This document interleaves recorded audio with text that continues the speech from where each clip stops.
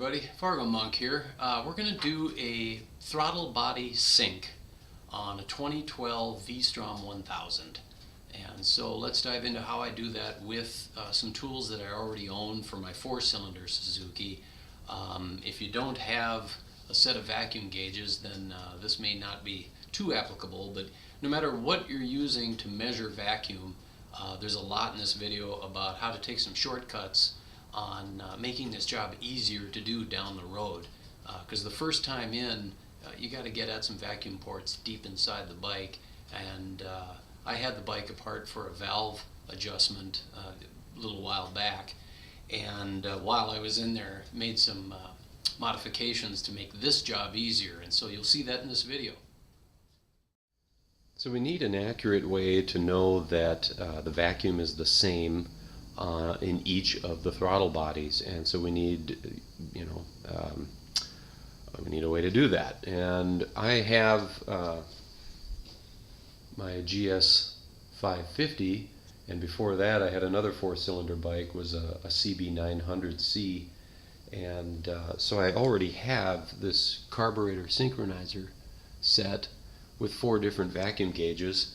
But one of the problems here is you'll see just at a standing rest, these gauges are not all in the same place.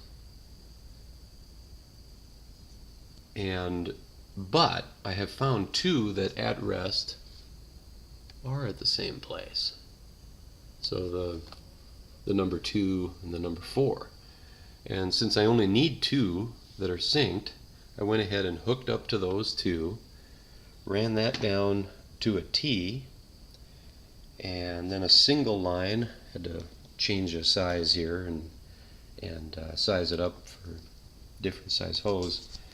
And I've just got my simple Mighty Vac vacuum pump. These are pretty cheap. I mean, the Mighty Vac's a little bit more expensive, but you can get one at Harbor Freight, I think, for 25 bucks or something, and get 20% coupon and get it cheaper than that. So when I pump on this, I create a vacuum on a single line from a single source, and I can see that number 2, number 4 are reading at the same place. And so I've got 2 gauges that are in sync with each other, and that's what I'll use to adjust my throttle bodies. So what I've done here on the bike in preparation for adjusting these throttle bodies is well within the middle of the bike here, underneath the tank, underneath the air box, are your 2 throttle bodies, and they're just buried deep in there. You need to be able to access the adjuster screw, and we will have to take off the side covers to get at that. But the other difficult thing is getting to the nipples on the throttle bodies themselves to hook up your vacuum gauges. And so in order to make that easier in the future, the last time I had this all apart when I was doing the valve adjustment was to run some lines and label them so that I can just access them here. All I have to do is loosen up this bolt, take this, I guess it's a little stand really, it serves 2 purposes. It holds the tank down, and then you can flip it in here and lift the tank up about that much, which gives you access under here. And what I've done is routed 2, I don't know if you can see the one, there's one, that is the front vacuum line, and then I've got another one over here is the rear vacuum line. And all I did was just run those hoses back here where I can get at them with simple connectors to my gauges, and I don't have to remove the tank. I don't have to go through any special tools for hooking up the fuel lines when I'm running the engine, because when you're doing the throttle body adjustment, of course, you need to be running the engine, so it does need a fuel supply. And of course the easiest way for that is just to have the tank on here with its original hookups. And so those are the lines I'm going to hook into, and then let's also go over to the gauges, and I'll show you what I'm going to use there. So here I have my two gauges labeled for rear and front, and then if you follow these lines down, I have this one going to front vac line, and the other coming right here to the rear vac line.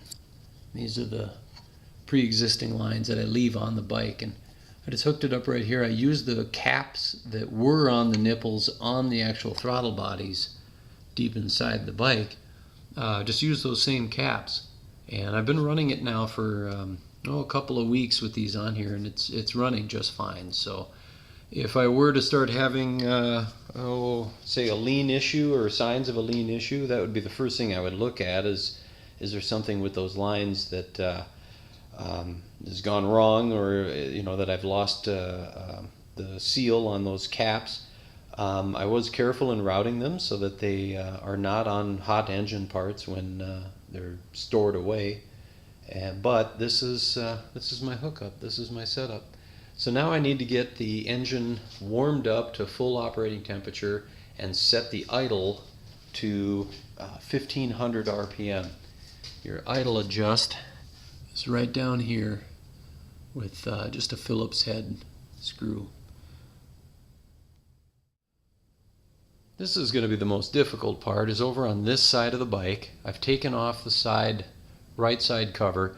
If you want to see how to do that, especially with these Givi crash bars in place, without having to remove the crash bars, I have a video on that.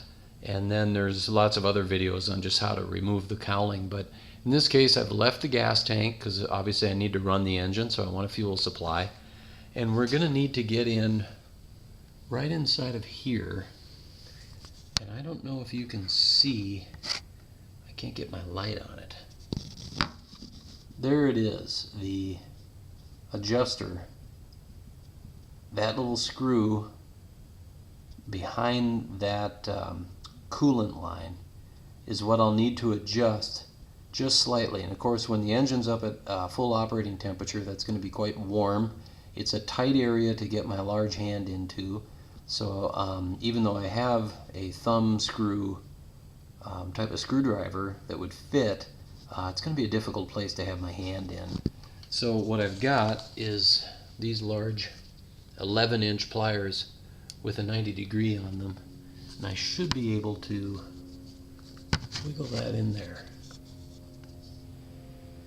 just enough to where I have contact on it, and there I do, and I've got a little bit of turn on it. So that's how I'm going to adjust.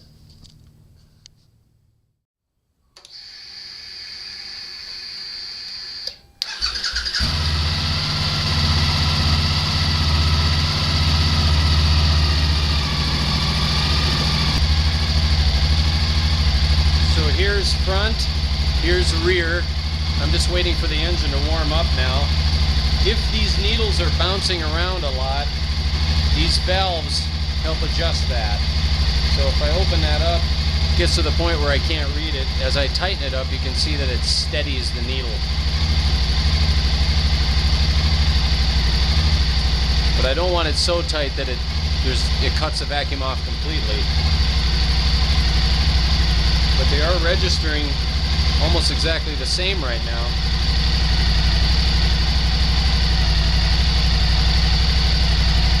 Again, I'll wait for it to come up to temperature before I make any adjustments.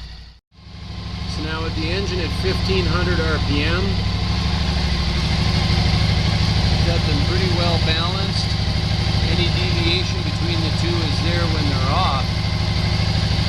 So there's front, there's rear, pretty well synced.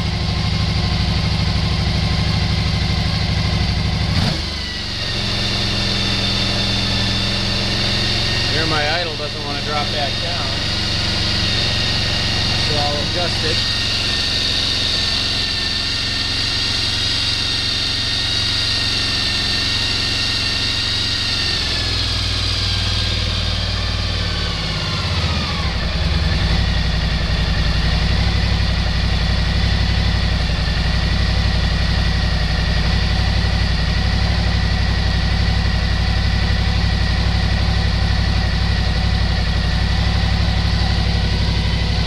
thing you see is we are at full operating temperature.